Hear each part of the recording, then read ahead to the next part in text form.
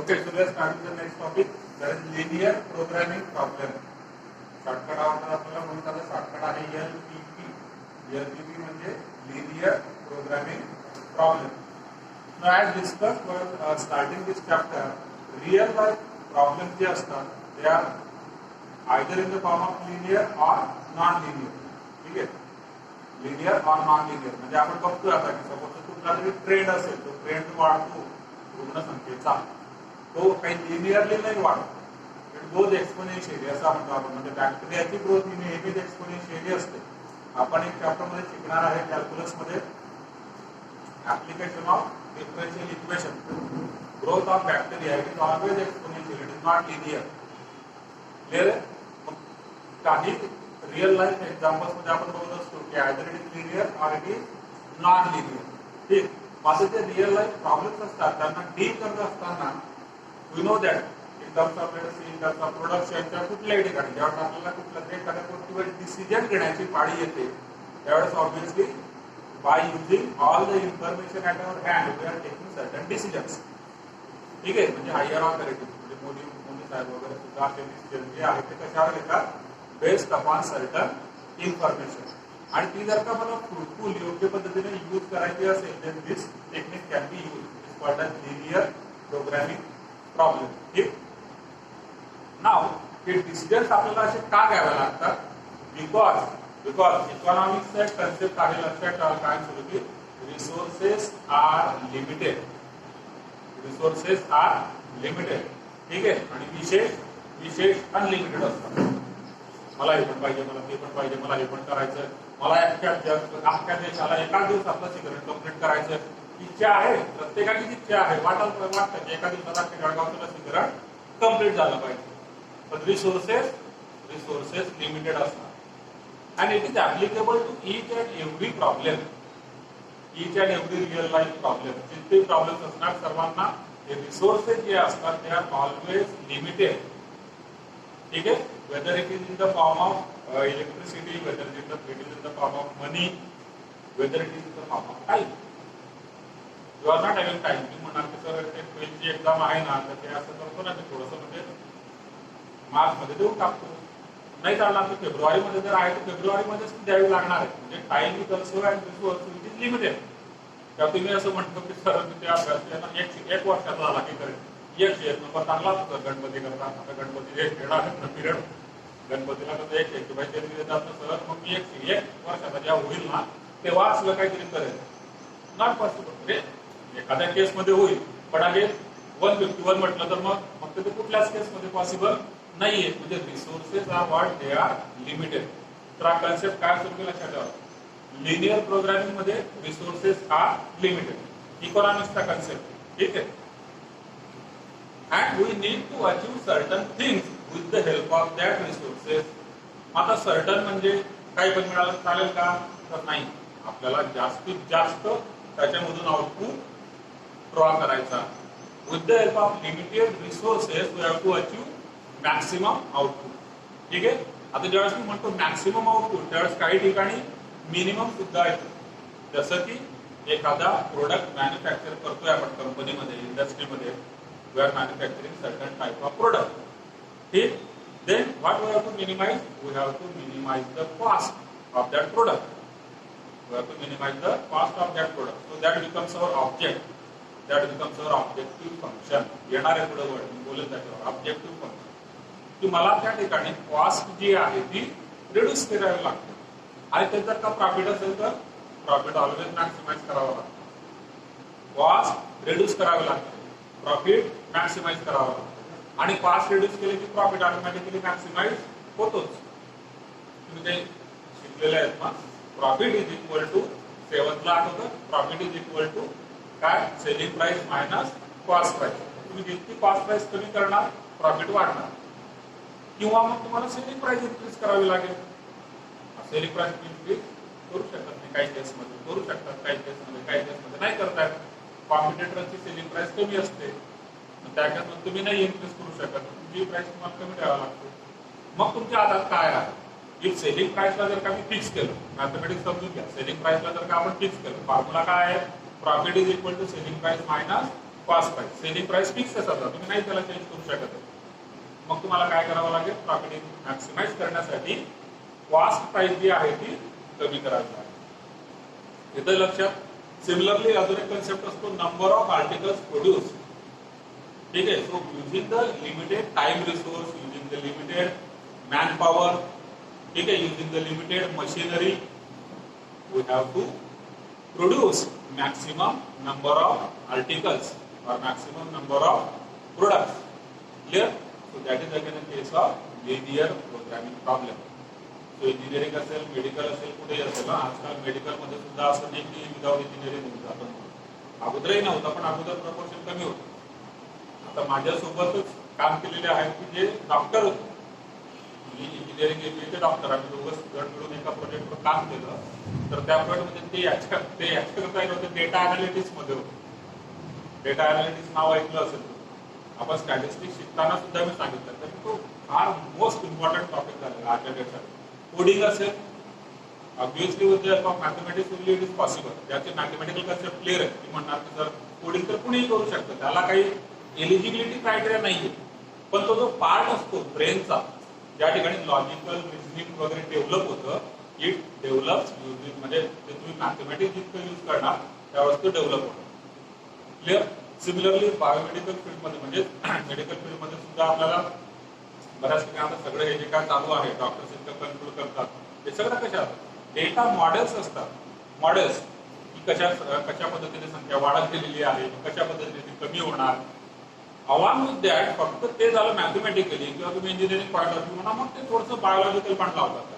Biology काय सांगते, म्हणजे बॅक्टेरियाची ग्रोथ, त्याचा नेचर काय आहे, विच टाइप ऑफ बॅक्टेरिया त्याची ग्रोथ कशा पद्धतीने असणार, म्हणजे कॉम्बिनेशन. म्हणून इथून पुढचं जे आपण असं म्हणूया की इथून पुढचं जे काय लाईफ असणार ते असं मिक्सच असणार, स्पेशलायझेशन वाला नसणार. You need to have knowledge of different areas. म्हणून इंजिनिअरिंग मध्ये सुद्धा बायोलॉजी आता असतो. आमच्यावर तर काही संबंधच नाही, म्हणजे बिलकुलच नाही. आता थोडासा तेवढा पण नाही. आता इंजिनिअरिंग मध्ये सुद्धा बायोलॉजी आहे. इंजिनिअरिंग मध्ये सुद्धा फायनान्स आहे, अकाउंट्स आहे. 10th ला जीएसटी आहे. तुम्हाला होतं का? तुम्हालाही होतं. 10th ला जीएसटी तुमच्या अगोदर नव्हते, एक वर्ष त्याला फक्त परत.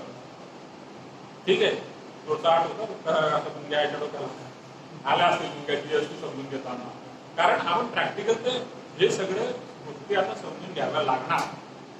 Because it is not only limited की फक्त आता मी इंजिनियर झालो, तुम्हाला इंजिनिअरिंगचं माहित पाहिजे, तुम्हाला मेडिकलचं माहित पाहिजे, तुम्हाला account, finance, everything you need to know. अगोदर काय असायचं, मग अगोदर गरज नाही पडायची तर पडायची, एकतर मुळात कमी पडायची. आणि दुसरी गोष्ट विथ द म्हणजे एक्सपिरियन्स नुसार त्या गोष्टी हळूहळू माणूस ऍक्वायर करत जायचा. क्लिअर आहे?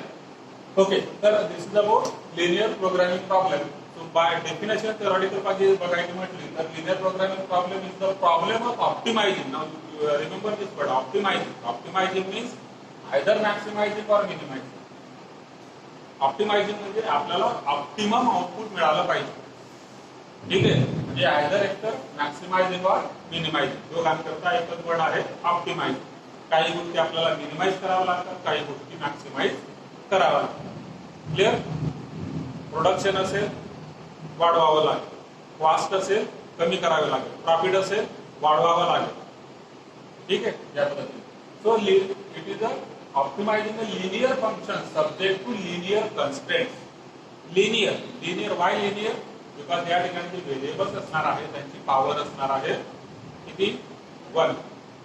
x raise to 1 y raise to 1, म्हणजे फक्त x आणि y त्या ठिकाणी असणार आहे. ठीक आहे, म्हणून त्याला आपण लिनियर कन्स्ट्रेंट्स म्हणणार. आणि इक्वेशनचा इनइक्वेशन. ठीक, आता अकॉर्डिंग टू सिलेबस आपण ऑलरेडी दिलेला आहे, ते आपण ते फक्त इनइक्वेशन मध्येच घेणार आहे. ठीक आहे, इनइक्वेशन मध्ये. देन नेक्स्ट, आता या there are certain terms related to this linear programming problem. First one, decision variables. Decision variables means on which variable your decision depends. Decision तुमचं कशावर डिपेंड करतात, that is called as decision variables. Variables involved in the ELP. Second, objective function. A function or a linear function of variables which is to be optimized. Again, optimized म्हणजे either maximized or minimize. जे function तुम्हाला optimize म्हणजे maximize किंवा minimize करायचं आहे that is called as objective function. Constraints म्हणजे limited resources. You are having limited time in hand, you are having limited money in pocket. ठीक है, you are having limited number of doses of vaccines. कुणाला द्यायचा, याला द्यायचा की त्याला द्यायचा, that you need to decide. 18+ देऊ का 44+ देऊ, फर्स्ट डोज देऊ का सेकंड डोज देऊ. ठीक है ना. so all these decisions depends upon certain things. ते लिनियर प्रोग्रामिंग आपण सॉल्व करू शकतो. so these are constraints. म्हणजे limiting conditions or restrictions imposed due to practical problems. ठीक है. It is in the form of again equation or inequation. Constraints सुद्धा equation किंवा inequationच्या form मध्ये असणार आहे. नॉन निगेटिव्हिटी कन्स्ट्रेंट्स आपण ऑलरेडी डिस्कस केले. रिअल लाईफ प्रॉब्लेम्स मध्ये nothing is negative, everything is positive. ठीक. म्हणून आपण x greater than or equal to 0, y greater than or equal to 0. फक्त पॉझिटिव्ह नाहीये और 0 सुद्धा. म्हणून याला काय म्हणतात, नॉन निगेटिव्ह. हा वर्ड लक्षात घ्या. तू म्हणतो एवढा मोठा नॉन निगेटिव्ह सरळ सरळ पॉझिटिव्ह म्हटलं असतं, यायला पाहिजे असा विचार डोक्यात. म्हणजे आता तुम्ही विचार करताय, तुम्ही विचार करताय म्हणजे काय, याचा अर्थ आपलं काम करतोय. ठीक आहे. नॉन निगेटिव्ह का, पॉझिटिव्ह का नाही, हे आपण ऑलरेडी डिस्कस केलंय. 11 मध्ये सांगितलं मी तुम्हाला. नॉन निगेटिव्ह म्हणजे या ठिकाणी पॉझिटिव्ह तर आहेच, सोबत 0 सुद्धा असू शकतो. ठीक. नाव next mathematical formation of linear programming problem. आता हा प्रॉब्लेम ज्यावेळेस आपण बनवणार लिनियर प्रोग्रामिंगचा, त्याच्या स्टेप्स काय. पहिली स्टेप आयडेंटिफाय डिसिजन व्हेरिएबल्स. ठीक आहे ना. According to our syllabus we will be working in 2 variables only. आणि म्हणून एकतर मी त्यांना व्हेरिएबल्स ना x, y असं घेणार किंवा x1 x2 अशा पद्धतीने. x1 y1 नाही आहे, x1 x2. so these are either 2 variables or x, y. So first of all we will identify which are the decision variables. Secondly we will identify objective function and write it as expression in terms of decision variables. Objective function जे आहे ते कुणावर depend करणार, decision variables. मग त्यांच्यामध्ये काय relation आहे, काय एक्सप्रेशन आहे ते आपण लिहून घेणार सेकंड स्टेप मध्ये.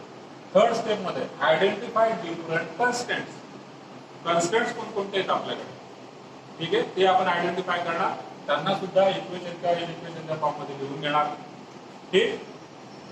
नोट मध्ये लक्षात घ्या, we have to deal with LPP with 1 or 2. जे 2 असणार आहे, पण ऍट मोस्ट 2 म्हटलं म्हणून मी 1 or 2 म्हटलेलं. 2 व्हेरिएबल्स ओनली. ठीक.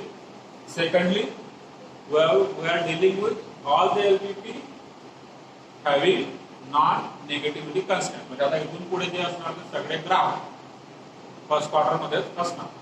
नॉन नेगेटिव्हिटी कन्स्टंट आहेत ना, म्हणजे फर्स्ट क्वार्टर मध्ये असणार.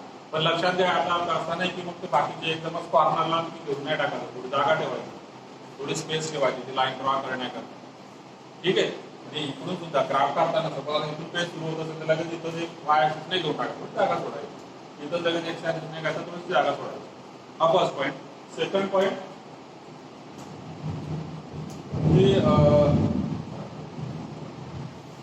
हा बराच वेळ आपण जे पॉइंट डिफाईन करतो ना, पॉइंट म्हणजे एक्स इंटरसेप्ट आणि वाय इंटरसेप्ट, तर ते जे आहेत ते जर का निगेटिव्ह येत असेल तर मग तिथपर्यंत तुम्हाला जावंच लागणार आहे. Otherwise you will not be able to draw the line. ठीक. तर ते कन्सेप्ट एक लक्षात ठेवा. क्लिअर आहे इथपर्यंत? काही डाऊट असेल तर विचारून घ्या. Otherwise you will start with the exercise.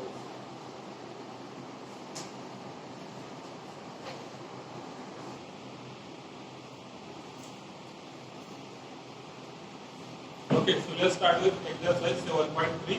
Question first. So here the question is related to a manufacturing firm which is producing 2 types of gadgets. Okay, which is producing 2 types of gadgets म्हणा, 2 types of products म्हणा, 2 types of articles म्हणा. ठीक. And these 2 types are type A and type B. So are producing 2 types of gadgets here. And each gadget has to undergo 2 operations. One is through foundry and another second operation is in machine shop. Okay. Now product A requires 10 hours of foundry and 5 hours of machine shop. Product A prepare करण्यासाठी तुम्हाला 10 hours of foundry आणि 5 hours of machine shop इतके available म्हणजे hours लागतात एक unit manufacture करण्यासाठी. लक्षात घ्या, प्रोडक्ट बी मॅन्युफॅक्चर करण्यासाठी तुम्हाला फाउंड्री मध्ये 6 आवर्स लागतात आणि मशीन शॉप मध्ये 4 आवर्स लागतात. सेकंडली त्याने अजून काय दिलेलं आहे, टाइम अवेलेबल इन आवर्स. पण जसं मी सांगितलं की time is not it is a limited resource. So you are having available time as for foundry you are having available time of 60 hours and for machine shop available time is 35 hours. Profit on sale of gadget A is rupees 30 per unit. Profit on sale of gadget B is rupees 20 per unit. On per unit एका unit साठी profit किती आहे, A वर 30, B वर 20. From the LPP to have maximum profit. Maximum profit होण्यासाठी तुम्हाला या ठिकाणी एलपीपी आपल्याला प्रिपेअर करायचा आहे.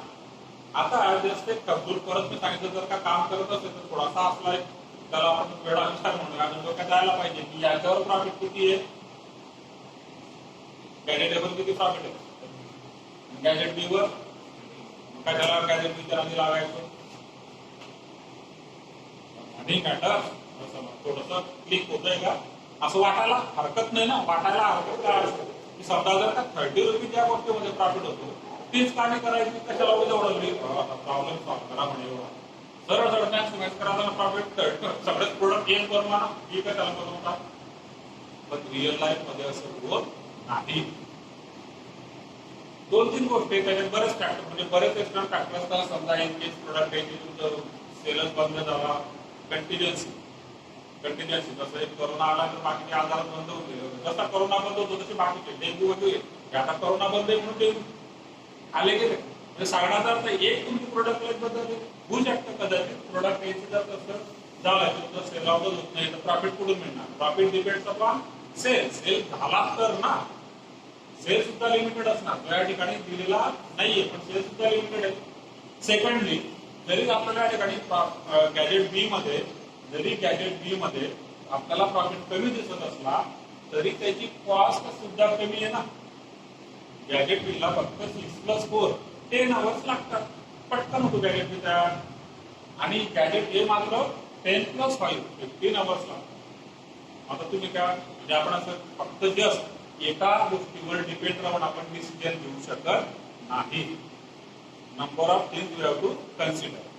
Now we have to formulate LPP to have maximum profit. Now first step काय सांगितलेले आपण की डिसिजन व्हेरिएबल. आता डिसिजन व्हेरिएबल काय आहे की मी प्रोडक्ट ए मॅन्युफॅक्चर करायचा का बी करायचा, तर मुळात दोघं करायला लागतं. लक्षात ठीक आहे.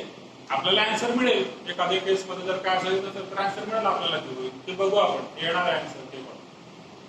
आता जर का मला मॅक्सिमाइज करतो प्रोडक्ट ए चे किती युनिट्स मॅन्युफॅक्चर करू शकतो आपण आणि प्रोडक्ट बी चे किती युनिट्स मॅन्युफॅक्चर करतो, म्हणजेच मला या ठिकाणी number of units manufactured for gadget A and gadget B that is our decision variable.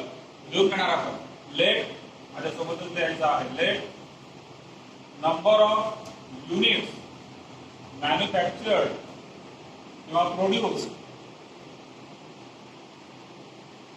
let number of units manufactured B, X and Y of gadget A and B respectively. म्हणजे A चे किती unit बनवतोय आपण X, B चे किती unit बनवतो आहे Y.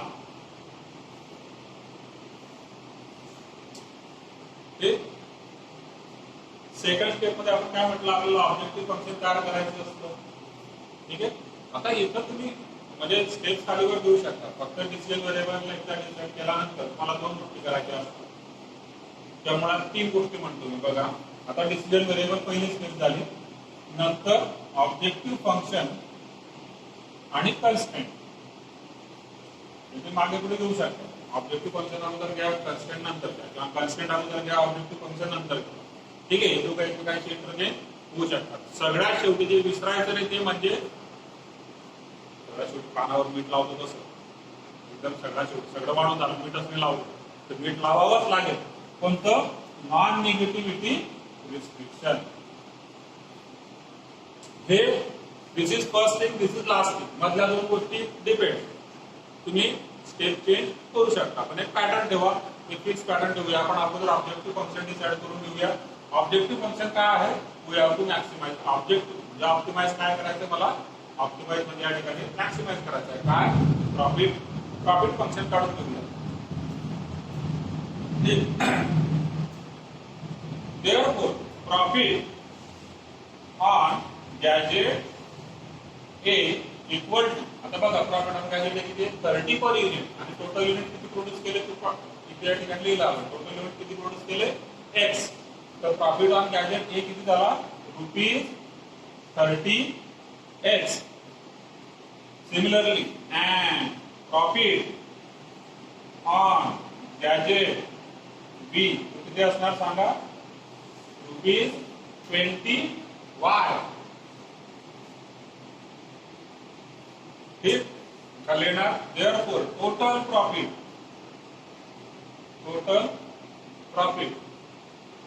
त्याला आपण म्हणूया Z, कॅपिटल Z.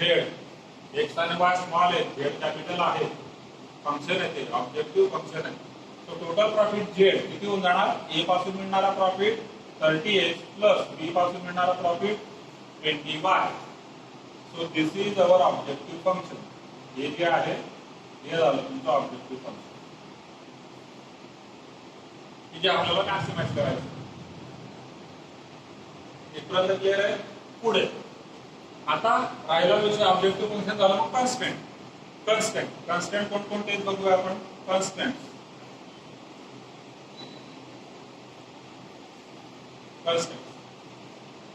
बघा, फाउंड्री कन्स्टंट्स.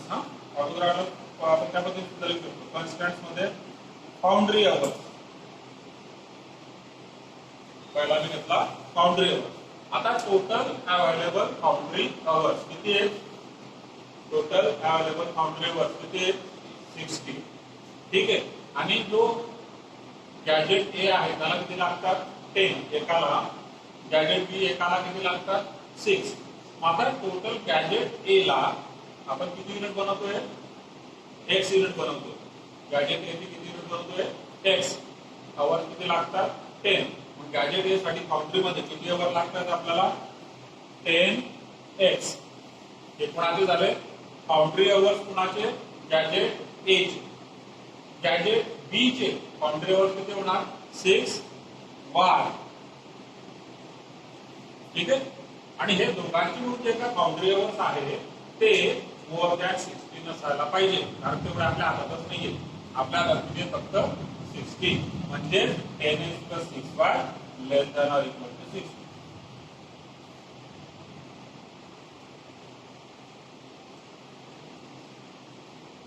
ठीक. Similarly machine shop hours. तो नेक्स्ट कन्स्ट्रेंट आपला मशीन शॉप अवर्स.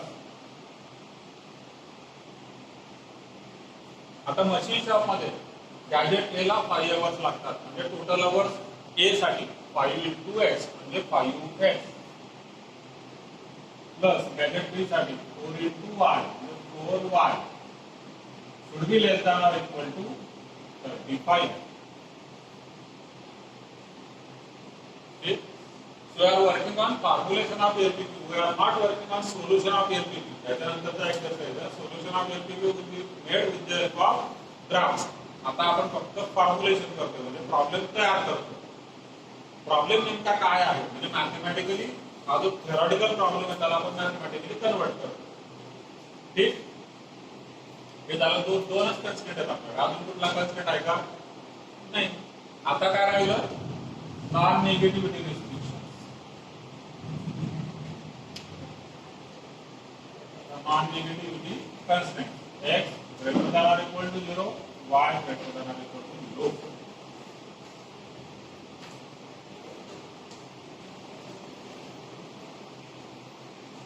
क्लियर आहे?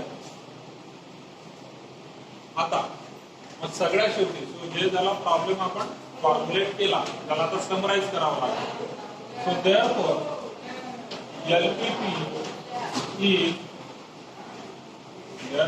LPP is now what we have to maximize? We have to maximize profit. आता मेन लिनियर प्रोग्रामिंग प्रॉब्लेम आपला काय आहे? Objective function maximise करायचं आहे. म्हणजे मॅक्सिमाइज Z इक्वल टू किती आहे Z 30x plus 20y subject to म्हणजे T and C apply terms and conditions subject to there are certain conditions subject to first condition 10x plus 6y less than or equal to 60 second condition 5x plus 4y less than or equal to 35 आणि x greater than or equal to 0 y greater than or equal to 0 next exercise मध्ये हे जे काय आहे ते आपण solve करा आपण ऑलरेडी इतकं सॉल्व्ह केलं याच्या अगोदर फर्स्ट एक्सरसाइज हे इतकं सॉल्व्ह केलं आपण 1 2 3 4 यांचे ग्राफ आपण काढून हे सॉल्व्ह केलं आता इथं मी इंट्रोड्यूस केला मॅक्सिमाइज झेड पुढच्या एक्सरसाइज मध्ये हे कंप्लीटचं सोल्युशन आपण ग्राफिकली फाइंड आउट करणार हा झाला लिनियर प्रोग्रामिंग प्रॉब्लेम क्लियर आहे काय डाऊट असेल तर विचारू डाऊट नसेल तर थर्ड क्वेश्चन घ्या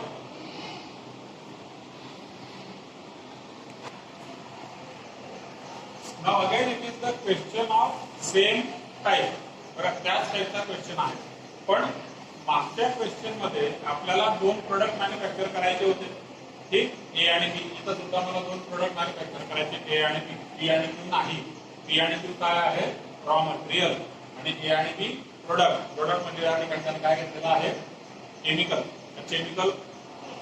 कुणाला केमिकल वगैरे नाही म्हणत ना केमिकल केमिस्ट्री तसं नाही केमिकल ठीक आहे तर केमिकल आहे ए आणि बी हे दोन टाईपचे केमिकल आपल्याला प्रोड्यूस करायचे आहेत रॉ मटेरियल आता रॉ मटेरियलचा कन्स्टेंट घेतला मागच्या एक्झाम्पल मध्ये आपण टाइम कन्स्टेंट घेतला टाइम कन्स्टेंट या एक्झाम्पल मध्ये कोणता कन्स्टेंट आहे raw material constant raw material किती लागतंय अवेलेबल किती दिलेलं आहे ई चं रॉ मटेरियल अवेलेबल 120 आहे क्यू साठी 160 आहे टाइप ए जो आहे त्याच्याकरता आपल्याला 3 युनिट्स ऑफ पी आणि 2 युनिट्स ऑफ क्यू दोन रॉ मटेरियल लागतात दुसरा जो केमिकल आहे बी बनवण्यासाठी मला 2 युनिट्स ऑफ पी आणि 5 युनिट्स ऑफ क्यू लागतात अवेलेबिलिटी किती आहे आपल्याकडे 120 160 सेम प्रॉब्लेम आहे मागच्या केस सारखा प्रॉफिट त्याने बघा ए वर प्रॉफिट 350 आहे बी वर प्रॉफिट 400 आहे आपल्याला ऑब्वियसली प्रॉफिट मॅक्सिमाइज करायचा असतो आता त्याने जर का वर्ड यूज केला ऑप्टिमाइज तर असं ऑप्टिमाइज नाही ठेवणार आपण ऑब्वियस काय करायचं त्याला maximise because it is profit ठीक आहे ऑप्टिमाइज कॉस्ट म्हणजे आपण मिनिमाइज कॉस्ट ते तुम्ही दाखवा तुका इकडे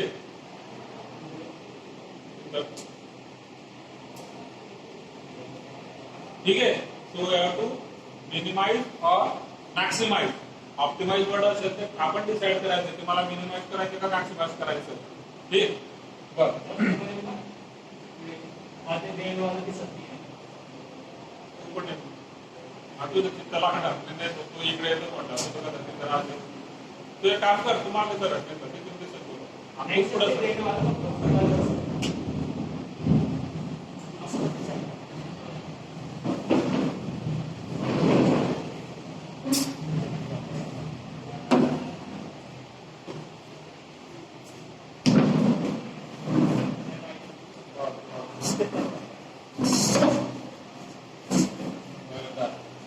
ओके आता इकडे लक्षात द्या आता परत जसं मागच्या क्वेश्चन मध्ये केलं let number of units manufactured of B X and Y of gadget A and B आता गॅजेट ना मग आपण या ठिकाणी काय म्हणणार chemical A and B chemical manufacture करतो म्हणजे ए चे किती युनिट घ्यायचे आपल्याला एक्स बी चे किती युनिट घ्यायचे वाय ठीक प्रॉफिट ऑन गॅजेट ए किती आता या ठिकाणी तो 350 गॅजेट ना म्हणता परत तुम्ही केमिकल लिहून जाणार या ठिकाणी तो आहे 350 हा होऊन जाणार total 350 x profit on sale of B is 400 किती आहे 400 हा इकडे केमिकल बी चा प्रॉफिट तो होणार 400 बाय बघा सेम प्रॉब्लेम आहे कन्स्टेंट चेंज झाला total profit Z is profit of chemical A that is 350x plus profit of chemical B that is 400y. So that is your objective function. Constraint मध्ये पहिला constraint आहे raw material P. First constraint कोणता आहे? raw material P. First constraint. त्याची availability किती आहे? फक्त 120. आणि रिक्वायर्ड किती आहे आपल्याला? जर का मी एक युनिट ए चे करतो आहे तर मला ए साठी किती लागणार? 3x. ए साठी लागणार 3x. बी साठी किती लागणार? बी साठी इकडे तुम्ही येणार आता येताना एक कॉलम एक नाही चेंज झालं की चेंज होऊन जातं सगळं. कधी कधी हा जो थर्ड कॉलम आहे या ठिकाणचा अवेलेबिलिटीचा तो इकडे होता, आता रो मध्ये दिलेला होता, कॉलम मध्ये दिलेला आहे. पण व्यवस्थित एक्स आणि वाय लिहून घ्यायचे. आता इथे 3x आला आणि इकडे कोण येणार? 2y. आणि तो लेस दॅन ऑर इक्वल टू किती असला पाहिजे?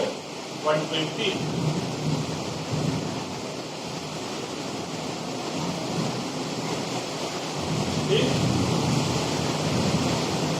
नेक्स्ट सेकंड कन्स्ट्रेंट आहे raw material Q. Second constraint raw material Q. त्याच्यामध्ये 2x plus 5y and it should be less than or equal to 160. Non negativity असणारच, कारण स्वरूपी असणार. पुढे LPP Z is equal to 350x म्हणजे maximise Z 350x plus 400y आणि इथं एक कन्स्ट्रेंट करून घेणार 3x 2y 120. पुढे 2x 5y 160.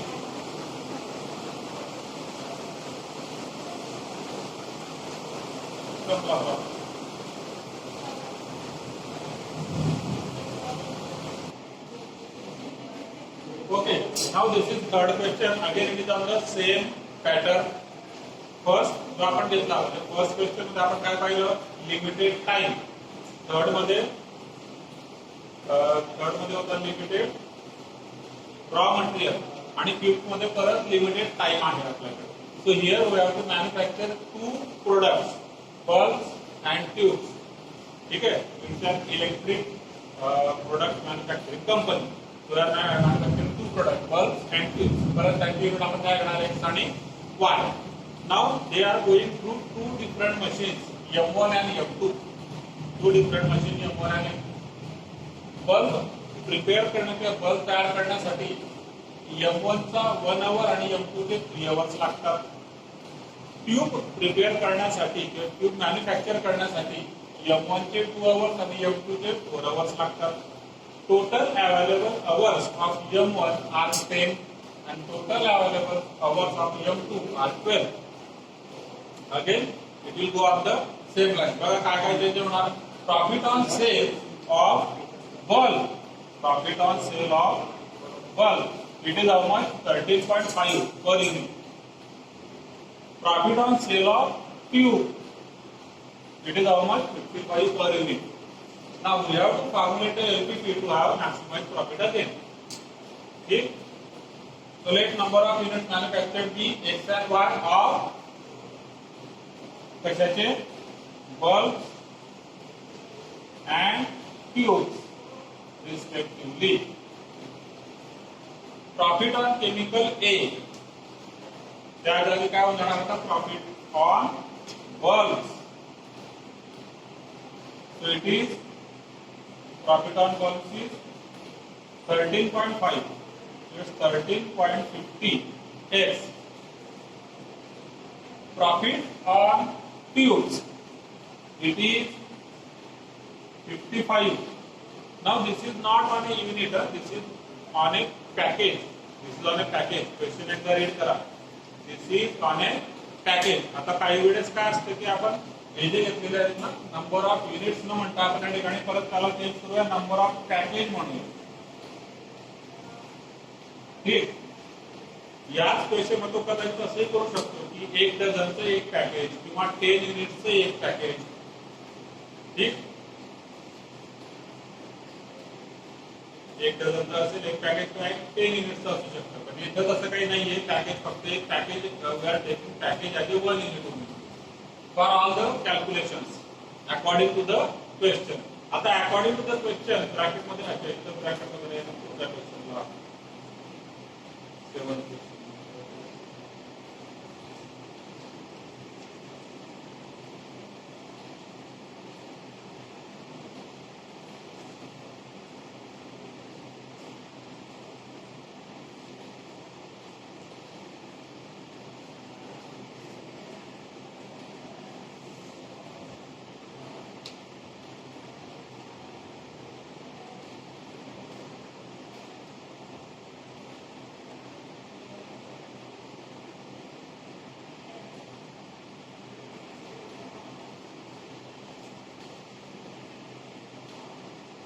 ओके, ठीक. या ठिकाणी तुमच्या काही क्वेश्चन मध्ये आहे एक कन्सेप्ट लक्षात घ्यायला. काही ठिकाणी बऱ्याच आमच्यामध्ये प्रश्न आपण सगळं सिम्पली विद्यार्थी तर ते विकले गेले पाहिजे. प्रॉफिट केव्हा होणार नाही, तुम्हाला अगोदर ते विकले गेल्यानंतर सेल आउट झाल्यानंतर प्रॉफिट होणार आहे. त्या ठिकाणी देतात ते it is assumption that all the products manufactured are being sold out. सगळे सेल होणार आहेत, तुम्ही सोडून राहणार नाही. त्या assumption असते. बरं, मग प्रॉफिट ऑन बल्क 13.5 दिलेला आहे, प्रॉफिट ऑन ट्यूब्स 55 दिलेला आहे. ठीक, टोटल प्रॉफिट झेड किती होऊन जाणार 13.5 x plus 55 y. That is objective function. Constants काय आहेत? फर्स्ट कन्स्टंट आहे machine hours of M1. M1 hours and they are how much 10. आता M1 चे किती आवर्स युटिलाइज होतात बघा. M1 मशीन मध्ये 1 hour is required for bulk. So 1 into x, that is x, 2 into y, that is 2y, and it should be less than or equal to how much 10 because total available hours are 10. Second constant जो आपला तो म्हणजे M2 hours. M2 hours मध्ये 3 into x plus 4 into y and it should be less than or equal to 12. Non negative restriction असणारच आहे. LPP formulation कसं होणार? LPP maximise Z किती आहे तुमचा 13.50 x plus 55 y subject to the constraints x plus 2y less than or equal to 10. X plus 2y less than or equal to 10. Next, second constraint bx plus 4y less than or equal to 12. Non-negativity सोबत असणार. So that is question number 5. So this is question number 5. Doubt असेल तर विचारू द्या, नाहीतर let us move to question number 7.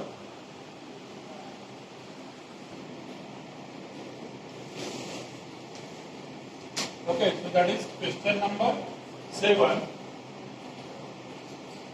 So for a sick person, diet plan is given by the doctor. Foods, there are two types of foods, A and B. Okay, so he has to consume certain units of A and certain units of B. Food A, according to the given information, food A contains 4 units of fat, 40 units of carbohydrate, 8 units of proteins. Food B contains 6 units of fat, 12 units of carbohydrate, 8 units of proteins. And according to the standard for a sick person, we need minimum 18 units of fat, 28 units of carbohydrate, 14 units of protein. And what is our decide? What we have to decide? How much units of A and how much units of B we should consume. ठीक है? किती आपण consume या ठिकाणी केले पाहिजे. बघू. तर सोल्युशन मध्ये अजून पुढे जर काय इन्फॉर्मेशन दिली ती पण आपण लिहून घेऊया. Question number 7. The price of food A. The price of food A is 4.5 per unit. Price of food A.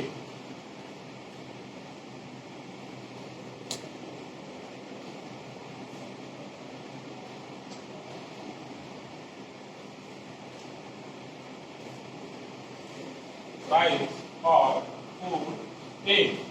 It is rupees 4.5 per unit and price of food B 3.5 per unit.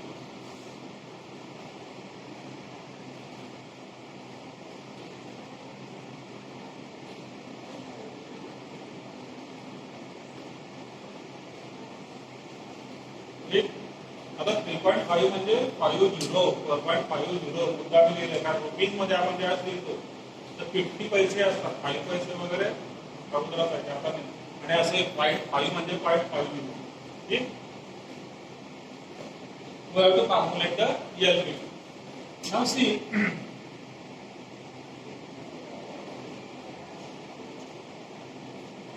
here we have to decide the number of units of food A and food B. So let number of units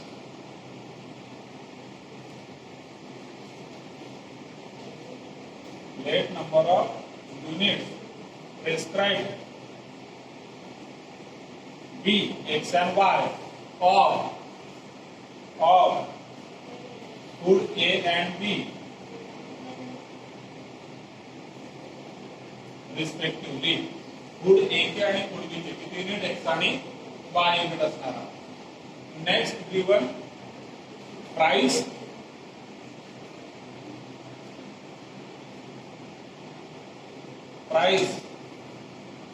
of food A. आता बघा food A ची price किती आहे 4.50 per unit and we are consuming how much units? X units. मग total price of food ए किती होऊन जाणार 4.50 x. Similarly, price of food B किती होणार price of food B हे असणार आहे 3.50 पर युनिट म्हणजे 3.50 y. मग total price that is Z becomes how much 4.50x plus 3.50y.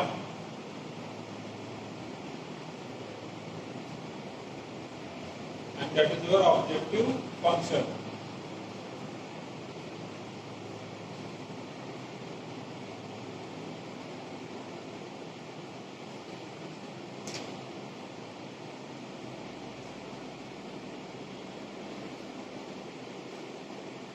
ठीक आहे, that is our objective function. We need to minimize this. आपल्याला सुपर आणि फॅट कार्बोहायड्रेट प्रोटीन सगळे मिळाले पाहिजे पण कमीत कमी किमतीमध्ये कमीत कमी बजेटमध्ये. So that is our concept. But that is our objective function that we need to minimize. Next, different types of constraints. So there are total 3 constraints in this question. आतापर्यंत किती असायचे 2 constraints. आता 3 constraints आहेत. First constraint is of fat. First constraint is of fat. Fat का constant काय आहे 4x ठीक आहे plus 6y. 4x plus 6y आता less than or equal to येणार का greater than or equal to येणार greater than or equal to येणार या case. That is the minimum requirement. That is the minimum requirement. लक्षात घ्या ही minimum requirement आहे आपली म्हणजे कमीत कमी इतके तर पाहिजेच. जास्त भेटलं तर चांगलं आहे अजून बॉडी बिल्डर होणार. ठीक आहे लवकर चांगले होणार आजारातून. मग या ठिकाणी आपल्याला less than or equal to नसेल तो असेल greater than or equal to 18. ठीक. Second constraint कार्बोहायड्रेटचा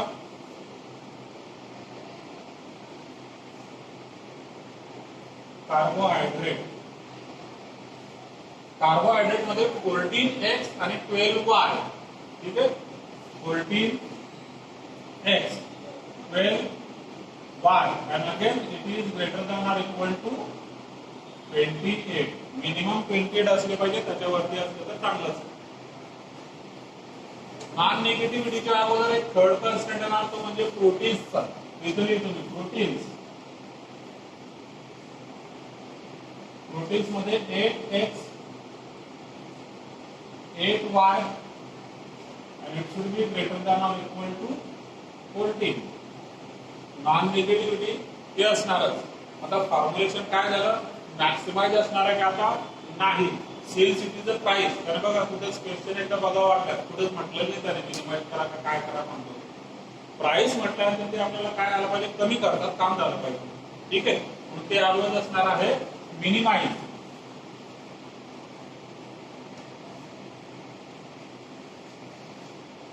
minimise z is equal to 4.50 3.50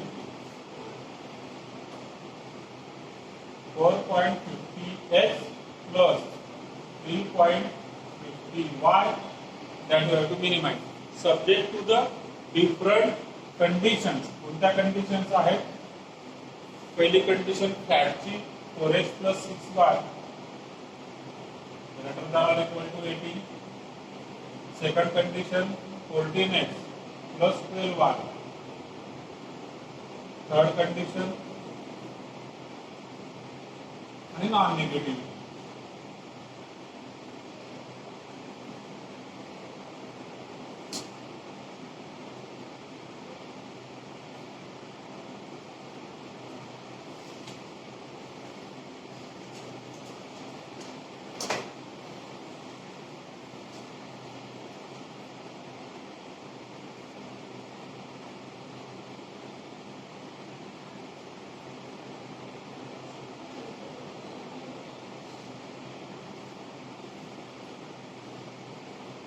हे डाऊट असेल तर विचारून द्या.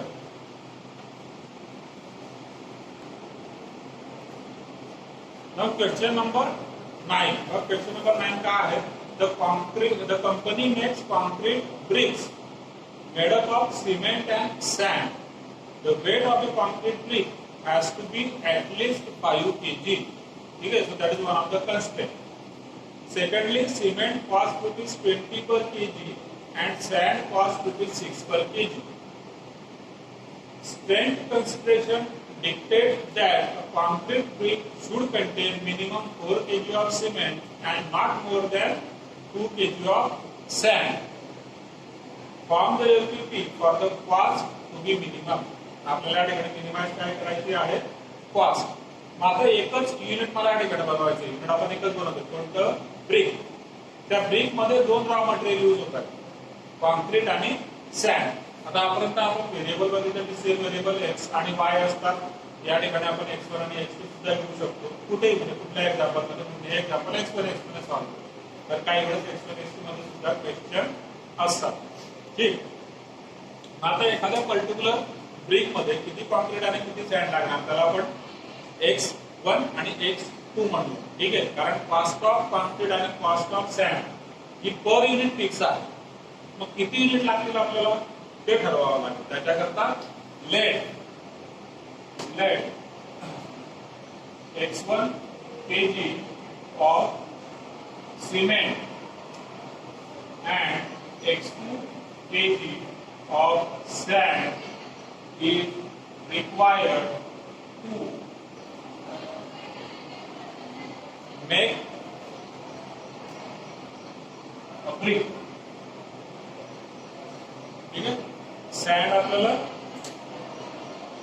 x1 kg sand, x1 kg cement आणि x2 kg सॅन्ड लागते या ठिकाणी. मग आता सिमेंटची कॉस्ट आणि सॅन्डची कॉस्ट वरून करेल. मग cost of cement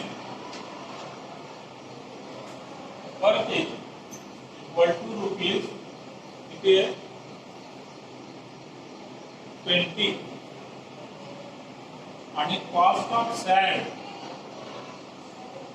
per kg equal to आहे रुपीज 4. 6 का 6 रुपीज 6. भ्रष्टाचार इथं सुरू, भ्रष्टाचार इथं सुरू. ब्रिक बनवायची आहे, ब्रिक बनवायची आहे, सिमेंटची कॉस्ट 20, सॅन्डची 6. चालतं नुसती सॅन्ड. ब्रिक बनवायची सॅन्डच चालू करणार, कॉस्ट कमी होणार. ठीक आहे, पण लक्षात घ्या ठिकाणी लिमिटेशन आणि कन्स्ट्रेंट आपल्याला दिलेले आहेत. तुम्हाला कॉस्ट मिनिमाइज करायची आहे, but using certain constraint. Cost minimise करणे ठीक आहे, त्याच्या खाली जर का तुम्ही करत असाल तर याचा अर्थ तो काय झाला, भ्रष्टाचार झाला. ठीक आहे. बरं, पुढे मग टोटल कॉस्ट किती होऊन जाणार, therefore टोटल कॉस्ट त्याला आपण म्हणणार झेड. आता पर केजी 20 रुपीज आणि आपण किती केजी लागतात आपल्याला x1 केजी, ते होणार 20 x1 आणि 6 x2. ही सॅन्डची cost. This is the cost of cement, this is the cost of sand. दोघांची मिळून झाली total cost, which is nothing but objective function and which we have to minimize. Cost नेहमी minimize करायची असते. Constant बघूया. Constant बघा, first constant त्याने काय म्हटलेलं आहे, the weight of a concrete brick has to be at least 5 kg. त्याच्यापेक्षा कमी वजनाची वीट चालणार नाही. ठीक आहे. So first constraint, weight of brick should be at least 5 kg. That is, constraint काय होतो, constraint काय होतो, तर जे x1 केजी ऑफ सिमेंट आहे म्हणजे झालं सिमेंटचं weight plus x2 kg of sand म्हणजे झालं सॅन्डचं वेट, आणि या दोघांचं मिळून जे वेट असणार आहे तर कमीत कमी 5 असलं पाहिजे. म्हणजे it is less than or equal to 5. तर दोघांचं मिळून weight greater than or equal to 5, कमीत कमी 5 असलं पाहिजे. Total weight of a brick. Weight of a brick म्हणजे काय, ब्रिक मध्ये काय काय आहे, सॅन्ड आणि सिमेंट. ऑब्विसली त्यांना पिक्चर काय वाटायलाच ना, पण ते निग्लिजिबल आहे. परत त्या दर्शनेतच का होतं, कोल्ड कसं काय मिक्स झालं, जास्त नमुने म्हणतात, पण त्याचं काम करतोय म्हणजे आता किंवा काम करतोय. तुम्ही नाही विचारलं सिन्सिअर काय त्याच्यामध्ये असतं. जसं की सर ते आपण प्रोडक्ट थोडं मॅन्युफॅक्चर केले, इतका प्रॉफिट तुम्ही म्हणताय म्हणतो, ते विकले तर गेले पाहिजे ना, बरोबर. मग ते याच अंश आहे की सगळे प्रोडक्ट मॅन्युफॅक्चर केलेले विकले गेलेले आहेत. तसंच या ठिकाणी कोरडी सॅन्ड आणि सिमेंट मिक्स करून वीक होणार नाहीये, पाणी लागणारच. ठीक आहे, पाणी लागणार आहे. मग ते निग्लिजिबल प्रोपोर्शन आपण त्या ठिकाणी ठेवलेलं आहे. पाण्याची कॉस्ट पण आपण कन्सिडर नाही केलेली आणि पाण्याची क्वांटिटी पण कन्सिडर नाही केली. ठीक. बरं, weight of brick should be at least 5 kg. म्हणजे सिमेंटचं वेट आणि सॅन्डचं वेट दोघांचं मिळून जे वेट आहे ते कमीत कमी 5 असलं पाहिजे, म्हणजे greater than or equal to 5. Next concept काय बरं, त्याला सांगितलेलं स्ट्रेंथ कन्सिडरेशन डिक्टेट दॅट. आता स्ट्रेंथ कन्सिडरेशन पण आहे, नाही तर अदरवाईज तुम्ही काय करणार, नुसतं फक्त सिमेंट वरती दाखवायला बघतो आणि मध्ये सगळे सॅन्ड असे करू शकणार. पण ते कन्सेप्ट दिलेलं आहे त्याने की should contain minimum 4 kg of cement.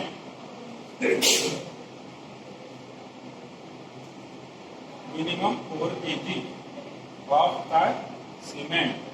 म्हणजे सिमेंट जो आहे x1 तो मिनिमम 4 kg असला पाहिजे.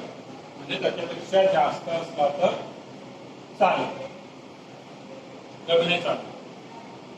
आणि पुढे not more than 2 kg of sand.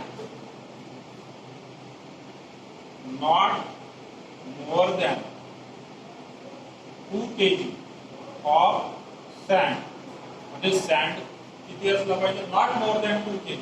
म्हणजे it should be x2 should be less than or equal to 2. 2 kg पेक्षा कमी सॅन्ड त्याच्यामध्ये असली पाहिजे. नॉन निगेटिव्हिटी असणार, नॉन निगेटिव्हिटी.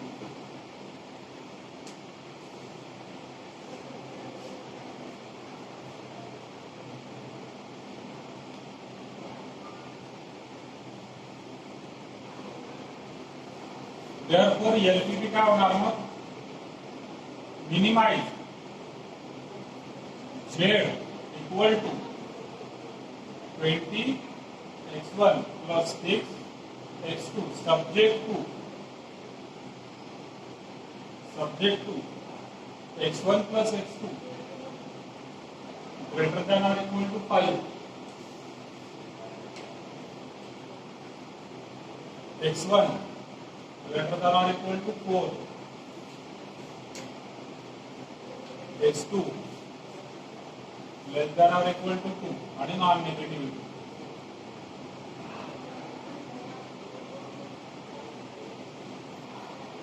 या ठिकाणी आपण x आणि y ने x1 आणि x2 आहे.